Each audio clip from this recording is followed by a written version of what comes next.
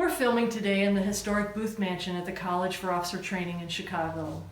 Both of us have our offices in this beautiful building, and of course, both of us were also trained as Salvation Army officers here on this campus. The Tilt Mansion, as it was once known, was built by a shoe manufacturer to be his family home.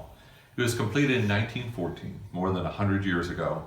Soon after it was completed, World War I broke out in Europe, and just a few years later, America was drawn into that war.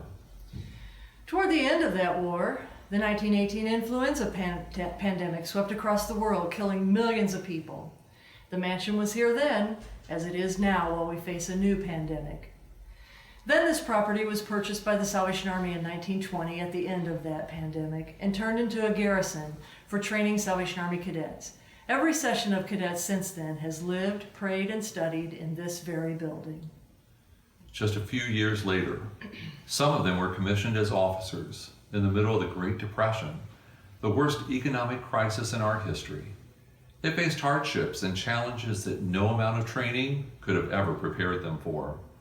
And although there was a year or two when no cadets were trained during the Depression and World War II, this place has been a silent witness to a lot of history. It's been here through good times and bad times, years when the whole world seemed rosy, and years when it didn't. This old house could tell some stories of its own. My office is on the third floor, right next to what we now call the lecture hall, but what generations of cadets called the upper room. That room was intended by Mr. Tilt to be a grand ballroom, but it became a sacred place where cadets gathered for morning prayers and where many knelt and signed their covenants. It still houses all the session flags that represent all of those people. It's a striking and challenging experience to see the flags gathered together and wonder about all the stories they could tell. They're really more than flags. They're symbols of God's faithfulness through a lot of years of history. This video, though, isn't meant to be a history lesson. We just want to remind you during these days of COVID-19 that God has always been faithful. As God's people always have, we've turned to Scripture for hope and encouragement during this challenging time. A scripture reading from a week or two ago has been helpful to us, and we want to offer it to you today as an encouragement to your heart and mind. At the end of the book of Genesis, the world faced a great crisis, a worldwide famine. God's people were affected like everyone else was, but through a series of events, God had placed one of their own people, His own, in a position to provide more than enough for their needs. The family of Joseph moved to Egypt, where they were welcomed as guests and treated royally by Pharaoh. The first few verses of Exodus tell us that the Israelites were exceedingly fruitful. They multiplied greatly, increased in numbers, and became so numerous that the land was filled with them. That sounds great, but the very next verse after that introduces a new Pharaoh to whom Joseph meant nothing. And he was threatened by the strength and the numbers of the Israelites. Instead of welcoming them, he put slave masters over them and worked them ruthlessly. In just a short time, their whole world changed. They went from being honored guests to slaves. They were forced to build great cities for the very people who enslaved them. The Egyptians treated them harshly, demanding more and more work with less and less resources. Their future was uncertain. You probably know the story of Moses, saved from death by faithful midwives and the quick thinking of his older sister. He grew up in Pharaoh's court and became an adopted member of Pharaoh's own family. But we meet a very different Moses in chapter 2 of Exodus. His story has taken a dramatic turn.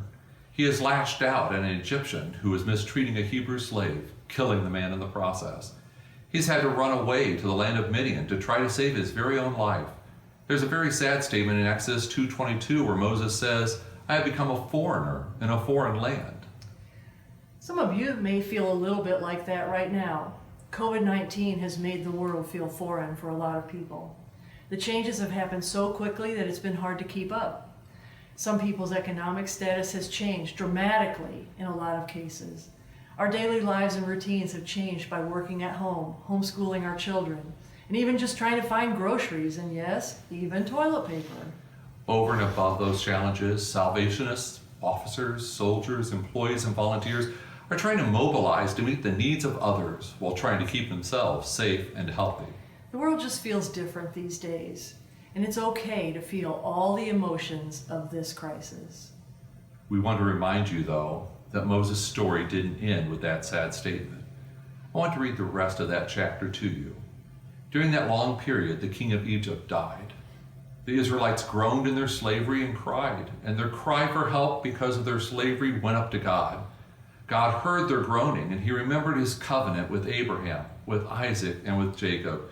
So God looked on the Israelites and was concerned about them. We're reading this scripture to you today because it tells us 4 really important things about God. Did you catch them? First, God heard. God was listening all the time. He heard the Israelites crying out to him, and he was working out the plan for their deliverance even while they were still praying. God remembered. God remembered what he had promised to their ancestors, and he was faithful in delivering on his promises. God saw. God was not unaware of what they were going through. He saw them. He paid attention to them. He knew, and he had a plan. God cared. God was concerned about them. He was working for their good even when they couldn't see it, even while they were waiting and crying, and yes, even suffering. We want to encourage you today to remember that God still hears. He hears you when you pray. He's listening now. God still sees, and he sees you. He sees your fear, your grief, your exhaustion at the end of the day of whatever you've had to do that day. God sees you, even when it seems that no one else does. The good news is God has not forgotten us either.